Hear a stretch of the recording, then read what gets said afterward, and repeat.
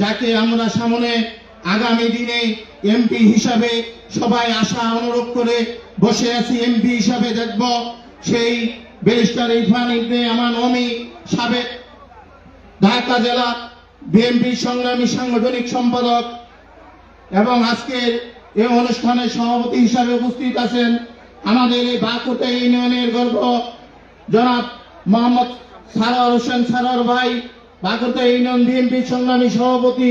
আরো উপস্থিত আছেন বিএনপি সংগ্রামী সাধারণ সম্পাদক বাকুটা ইউনিয়ন বিএনপির, আরো উপস্থিত আছেন বাকুটা ইউনিয়নের অন্যান্য নেতৃবৃন্দ এবং আমার এই ৩ নং ওয়ার্ড এবং বাকুটা ইউনিয়নের সকল জনগণ এবং ঢাকা ২ থেকে অনেক অন্যান্য ইউনিয়ন থেকে আগত অনেকজন বিএনপির নেতৃবৃন্দ, সবাইকে সালাম এবং আসসালামু আলাইকুম।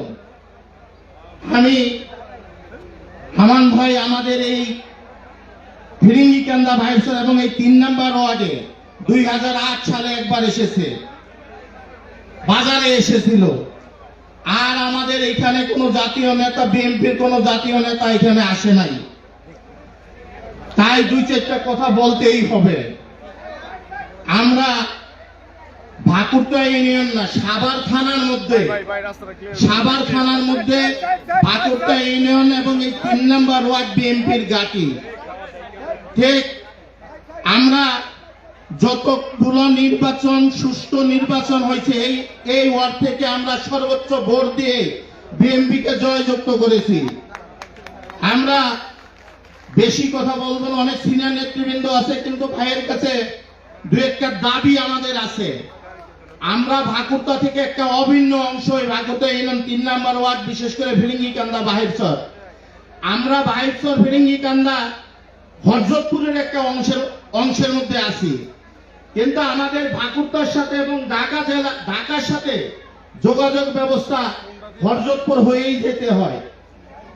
ভাই আনন্দ ভাই ২০০১-এ যখন মন্ত্রী হয়েছেন তখন আলিপুরের ব্রিজ করে দিয়েছেন, জগন্নাথপুরের ব্রিজ করে দিয়েছেন। তার জন্য আমাদের এলাকার কৃষকরা সকল প্রকারের সবজি এবং চাষাবাদের পণ্য অতি সহজেই ঢাকা শহর নিতে পারে এবং ন্যায্য মূল্য পায়।